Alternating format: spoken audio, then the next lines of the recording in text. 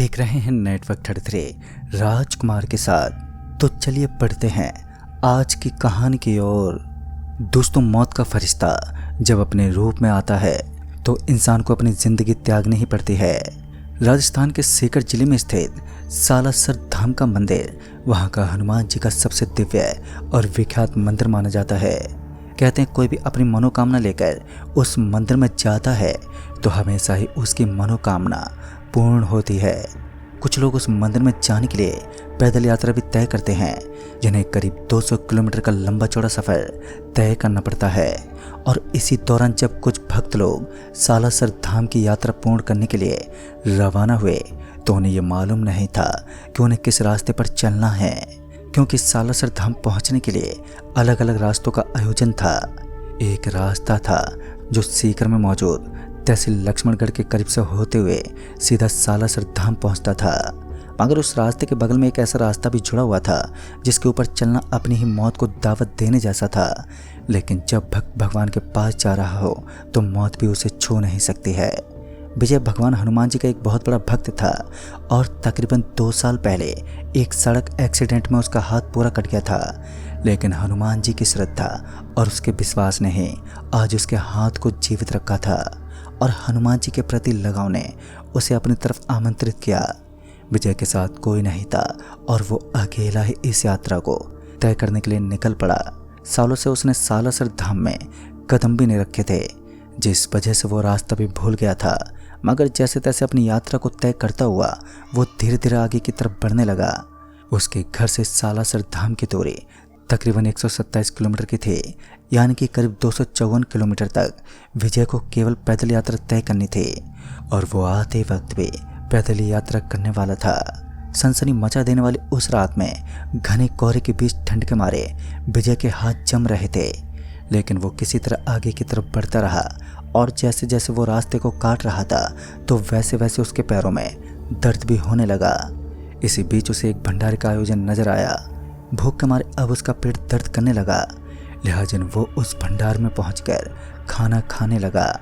उस भंडारे का आयोजन खास करके यात्रीगणों के लिए ही किया गया था, जिस वजह से विजय भरपेट खाना खाने के बाद फिर से तैयार था अपनी यात्रा पर निकलने के लिए। इसी बीच उसे उस भंडारे के करीब एक आदमी दिखाई दिया।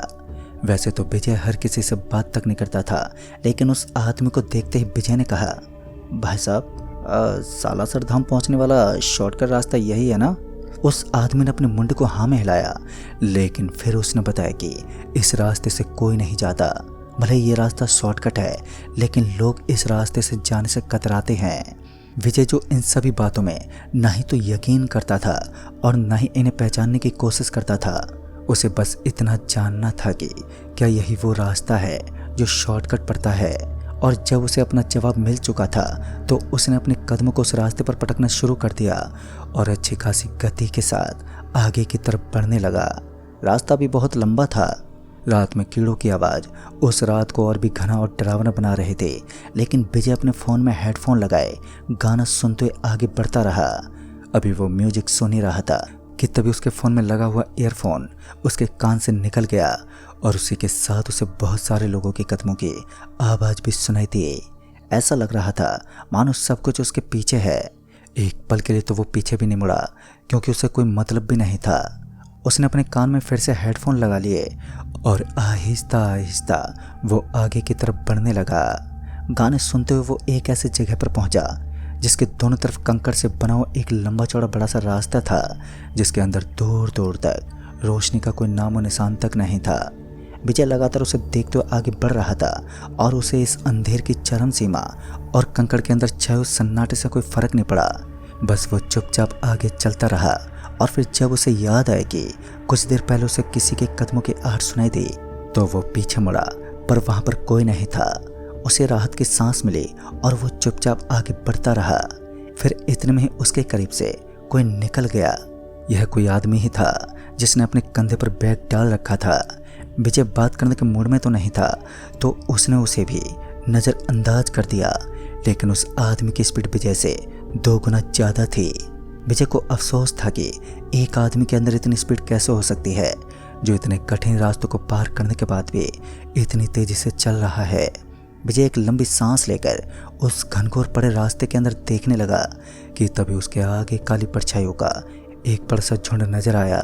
दिखने में ऐसा लग रहा था मानो आग से जला हुआ काला काला वो धुआं उस अंधेरे में शामिल हो रहा है, लेकिन असल में ऐसा कुछ था ही नहीं, बल्कि वास्तविकता तो विजय भी नहीं जानता था।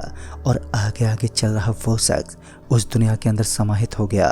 अचानक वो कहीं गायब हो गया। सब कुछ इतना जल्दी हुआ कि विजय कुछ समझ ही नहीं पाया और उसके बढ़ते हुए कदम एकदम से रुक गए।